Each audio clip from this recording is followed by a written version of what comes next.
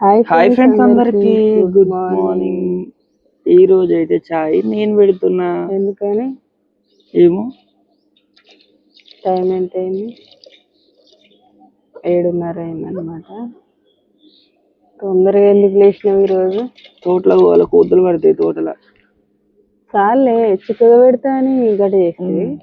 చాలు డికాషన్ కూడా పోయి మరి చక్కెర చాయల్లా నాకు నేర్పుతున్నావా నువ్వు? మరి నీకన్నా చిన్నప్పటి నుంచి చేసుకుంటూ వచ్చిన పనులు నేను కూడా చేసిన. ఏం చేయలేదు. నీకన్నా చిన్నగా ఉన్నప్పటి నుంచి.